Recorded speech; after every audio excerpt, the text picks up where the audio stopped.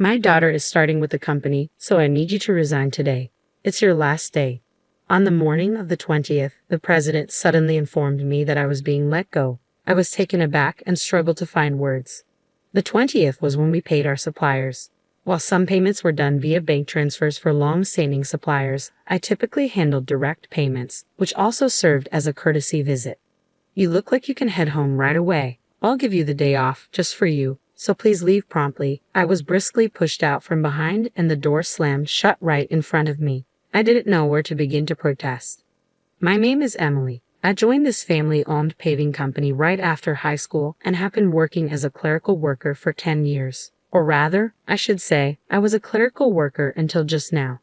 There were about 20 employees, and when the former chairman was still president, the workplace atmosphere was excellent. It was a company that made you feel at ease. Even the chairman, who has since retired, used to actively engage with younger employees, and Catherine, his wife, would come in daily to manage various tasks until the chairman fell ill. Kelly, their daughter, was adept at both field and office work, and her husband, the site manager, was highly respected by the on-site employees. Despite being from the founding family, they never acted superior or looked down upon anyone. It would have been wonderful if this enjoyable and trouble-free company life had continued, but unfortunately, reality turned out to be less sweet than expected. At the end of last year, cancer was discovered in the chairman during the company's annual medical checkup. He made the difficult decision to retire as president, appointing Kelly's husband, the site manager, as his successor. Both myself and the other employees unanimously supported this decision, agreeing that the chairman should prioritize his treatment and wishing him a long and healthy life. However, unexpectedly, the chairman's eldest son, Tom, whom I had never heard of before, appeared with his family. It turns out the chairman had another child besides Kelly. Tom had been estranged from the family for about 30 years, a fact unbeknownst to me. According to senior employees, Tom had a troubled youth and was notorious for getting into trouble with the law. Whenever he caused problems, it was said that the chairman and Catherine would personally apologize on his behalf. After dropping out of high school, Tom became involved in multi-level marketing and other dubious activities, leading to his eventual disarmament by the chairman. Despite being estranged for a considerable time, Tom suddenly appeared one day, exclaiming, "Dad, I've been wrong all this time. Please forgive me," as he pleaded before the chairman. I was utterly taken aback. Working in a small company where the president's office and the clerical room were one and the same, I witnessed the entire scene vividly. Tom expressed his desire to reconcile and work together in the company, but I couldn't help feeling that such words weren't appropriate coming from someone who had been disowned. I apologize to everyone, but I implore you to consider giving Tom another chance. Kelly and the seasoned employees found it difficult to fully celebrate, knowing about Tom's troubled history. However, they couldn't turn down the chairman's heartfelt plea. As a result, Tom's family moved into the annex of the chairman's house, with Tom taking on a role within the company while his wife managed household duties as a homemaker. Their daughter, whom I glimpsed only once when she visited the company, seemed to be a college student. The chairman mentioned, after facing hardships in life, Tom must have turned over a new leaf. Catherine, too, was tearfully overjoyed at Tom's return with his family. They spoke optimistically about rebuilding the company together, but soon encountered an unexpected challenge. Tom insisted, as the eldest son, I should be the next president, causing tension with Kelly and the site manager. While putting on a facade of diligence in front of the chairman, Tom actually did very little. He frequently made demeaning remarks like, "Manual labor is for the workers, and you're all like worker ants, silently toiling away." Unsurprisingly, he quickly became unpopular among the staff.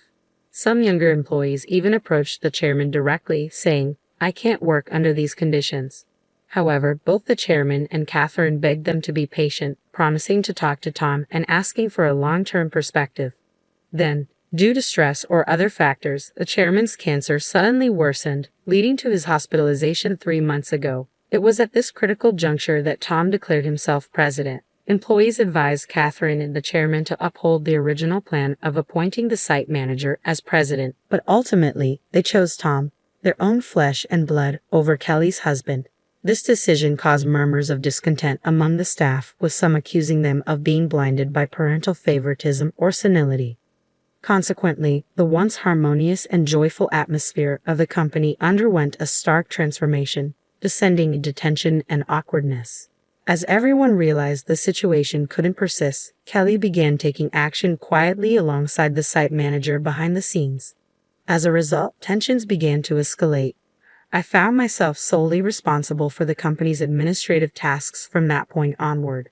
Previously, Catherine Kelly and I could manage our workload efficiently, allowing me to leave on time. Now, however, I'm working overtime every day, often leaving well past the expected hours. It's not uncommon for the date to change before I finally head home. Meanwhile, Tom appears to view administrative duties as leisurely. The president spends his days frequenting hostess bars, betting on horses, or gambling, I heard from others. My relationship with the president deteriorated significantly over an expense issue. He had been using the company's credit card for personal dining and entertainment expenses, which I had overlooked to some extent in the past. This time, though, it crossed a line I couldn't ignore. Bracing myself for his reaction, I handed back the receipts. This expense cannot be approved. What? Why? This is your wife's corrective underwear. It has nothing to do with the business, so it cannot be expensed. Predictably, the president's face flushed with anger. Don't toy with me. She's the president's wife. It's only natural for her to dress well. It's an expense. But it's underwear, and your wife isn't an employee. I managed to reply, astonished that the president could consider a $4,000 expense for his wife's corrective underwear as justifiable. What he said next left me even more bewildered. Then let's turn the sale of corrective underwear into our new business venture. That way will count as a purchase and therefore an expense. The president looked smug, as if he had just struck gold. But I was left speechless. We're a paving company. How would that work? Tell clients if they don't buy from us, we'll cancel their contracts. They'll all buy, we'll make a fortune. $2,000 for one, $4,000 for a set. It's easy money. The president burst into laughter, but I was appalled. That's completely unacceptable. It would damage our credibility. In my frustration, I lashed out at him, and from that moment onward, I became the target of the president's contempt. Every day thereafter, I endured constant criticism and berating from him. It became so unbearable that I often considered resigning. However, driven by loyalty to the chairman who had always supported me and concern for the company's welfare, if I left, I persevered. The truth was, losing my job suddenly would also spell trouble for me. I resolved to endure it until I could make a graceful exit, but then I was summarily dismissed. If I were to leave abruptly now, it would disrupt our client relationships, I said firmly, taking a deep breath as I opened the door. I cannot do this. Quitting without proper notice would leave everyone in a difficult position, including your daughter, who isn't equipped to handle the workload. Besides, today is the day we make payments. I delivered these words in one breath, fully anticipating the president's furious reaction. As expected, his face flushed red with rage. Shut up. I already told you to resign because my daughter is joining the company. Today is your last day. Regarding the payments, let them wait until they come to collect. There's no need to pay them in advance. Excuse me, isn't it standard practice to pay for goods and services once you've received them? I responded, bewildered, trying to simplify it as if explaining to a child. But the president's next remark was so irrational that I couldn't believe he was speaking like a rational adult. In that case, just threaten to switch to another supplier. Tell them we won't make the payment this time, so they should give it to us for free. What? That's not something we can do, is it? I was so stunned that I struggled to find words. You're completely worthless.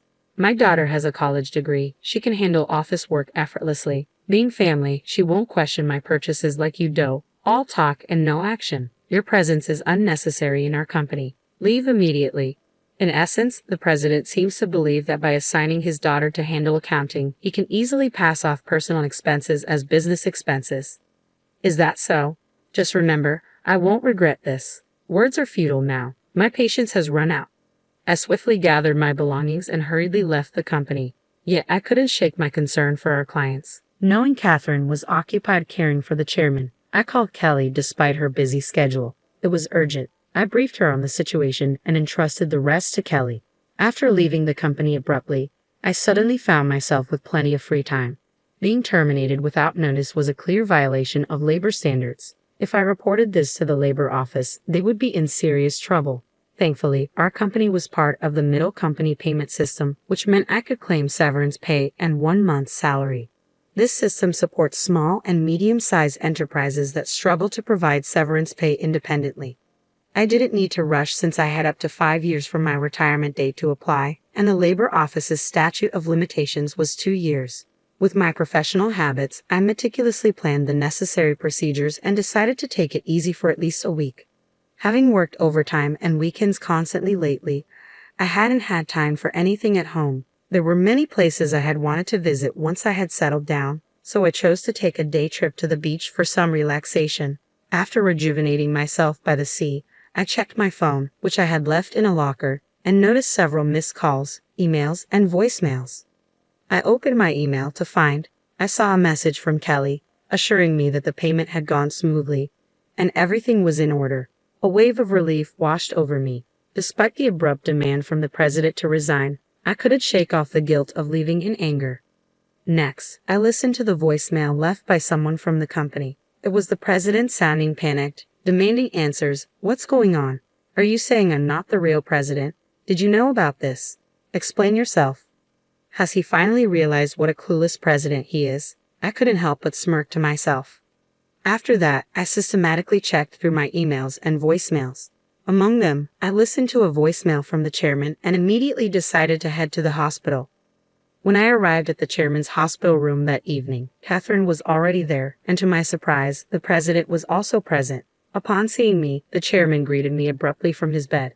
"Emily, I apologize for my foolish son," he said sincerely.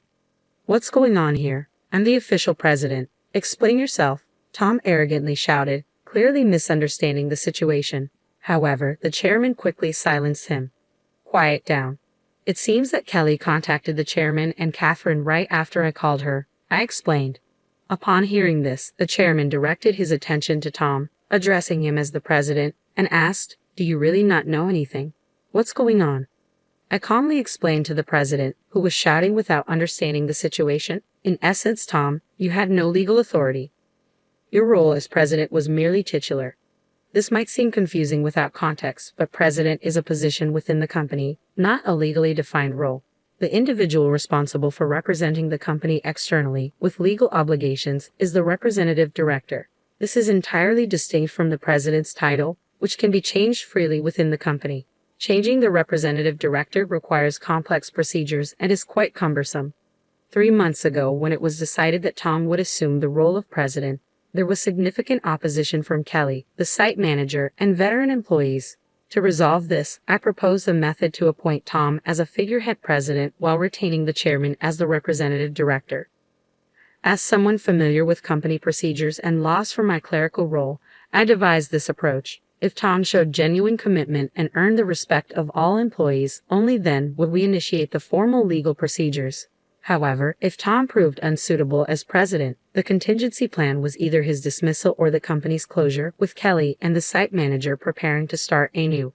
Kelly had doubts about Tom's ability to change. The chairman and Catherine had unwavering faith in Tom until my unjust dismissal seemed to awaken them. If you aspire to be an entrepreneur, educate yourself thoroughly and prioritize your employees. I emphasized this many times. Isn't it straightforward now? Shall we proceed with the procedures? No, it's impossible. Our company offers stocks to employees who want them, and most have taken advantage of this. Emily owns 10%, making her a major shareholder. We can't disregard her opinions, and the other employee shareholders certainly won't side with you. As the situation sank in, the president's face grew pale. What? Don't I have any stocks? None. I intended to give you my shares once you truly prove yourself as president. I'm deeply disappointed in you. You were only after my wealth, thinking I had little time left, weren't you? The chairman slumped in despair, and Catherine fell silent, her face clouded with sadness. Brazenly, the president retorted, "Ha! Of course, I'm the eldest son. What's wrong with taking what I can get? The company is mine." I couldn't forgive him any longer. No, that's not correct. The chairman holds full responsibility as the representative director of the company. Additionally, as a shareholder, I can request a shareholders' meeting and seek your dismissal as president. The word dismissal made the president's face rapidly pale. You mean I might get fired? Damn. You're just an office worker, Tom, I pointed out. Emily is right. Now that things have come to this, no one will support you. the chairman affirmed. Catherine then spoke up, her voice filled with regret. Emily, I truly owe you an apology. I'm sorry for the trouble caused by my love for my son. Please tell me what you would like to do. I looked directly at the president. I don't want to work under you anymore, so I'm quitting immediately. However, I will take my severance pay, and I expect my 1 month's salary, including unpaid overtime and holiday work. I will report this to the Labor Standards Office, and as a shareholder, I will fight to remove anyone harmful to the company. As I smiled and spoke, the president's face went from pale to completely white. I continued, explaining how Kelly had been visiting clients and successfully promoting our new company. Most clients had decided to switch to the new company, and nearly all of our employees were planning to move as well. That's impossible. I'll sue you, the president threatened, almost in tears. But the chairman dismissed him. I am the representative director. You have no such rights. The president, overwhelmed, collapsed to his knees. I felt a complex mix of emotions. Mr. President, it's a shame it came to this. If you had changed your attitude when you returned, things could have been different. There were many opportunities to learn and improve, but you squandered them all. This is a classic case of reaping what you sow. Eventually, the chairman decided to close the company, leaving Tom unemployed. The president's wife attempted to sell corrective underwear, but it didn't sell at all. They were reported for aggressive door-to-door sales and were eventually arrested for running a pyramid scheme. When Kelly returned to her parents' house for an errand, she found several boxes still filled with the unsold corrective underwear. Their daughter found employment at another company, although the details remain unknown. I now work at Kelly and the site manager's new company, and I am happy every day. I want to continue to cherish my relationships with people and live sincerely.